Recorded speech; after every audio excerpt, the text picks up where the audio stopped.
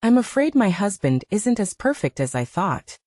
My husband, Clark, and I have been married for 7 years, and the word I would use to describe our marriage is perfect.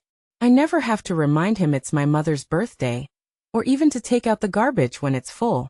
The few arguments we do have are quickly resolved and swiftly forgotten. Don't even get me started on the things he does in the bedroom. Perfect. Our marriage is completely and totally perfect. My friends have been dying to know our secret. How we can still act like newlyweds after being together for so long. Honestly, I never knew how to answer that question. Our marriage has always seemed like it was too good to be true. Only now I'm afraid it is. It started when I got the flu and had to call out from work. Like always, Clark wanted to help in any way he could. He cleaned and filled the humidifier, made me a cup of my favorite tea, and packed me a light lunch in case I got hungry later.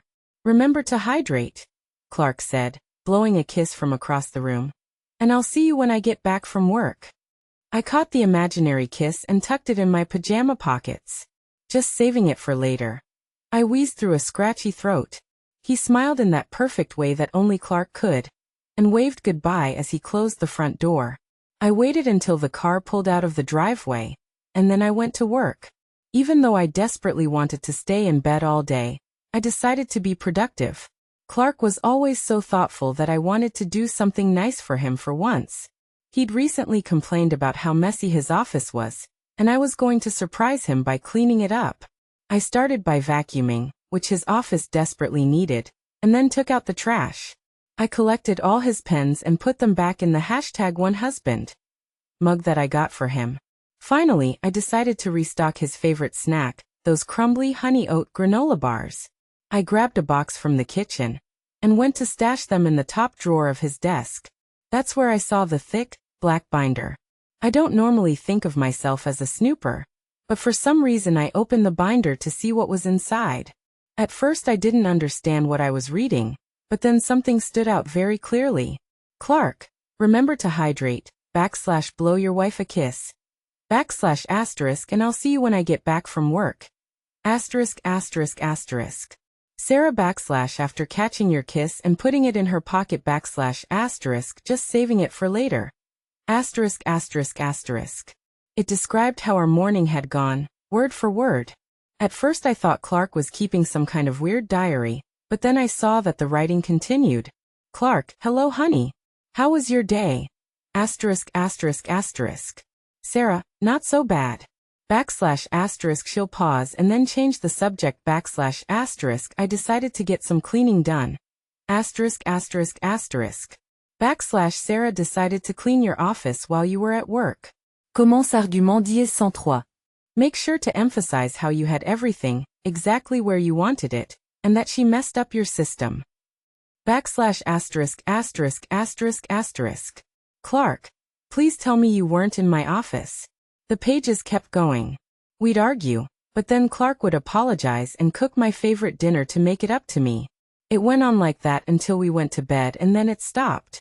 The final line on the last page said, memorize these lines and then destroy them. I didn't know what to make of it. The binder knew exactly what I would say and even how I would say it. I put the binder back where I found it and went to lie down. The flu was catching up to me and my mind was racing from my discovery. I got so tired that I fell asleep and didn't wake up until Clark got home. Hello honey, Clark said. How was your day? I thought about how I should answer. Not so bad, I said, but then paused so I could carefully watch his reaction. At least it wasn't until I puked. Clark momentarily froze, stunned by what I had said. I'm sorry you did what? Barfed. All over. At that moment, I saw things in Clark's eyes that I hadn't seen in 7 years of marriage. Shock, confusion, and worst of all fear. For the rest of the day Clark kept his distance, only joining me in bed once it got late.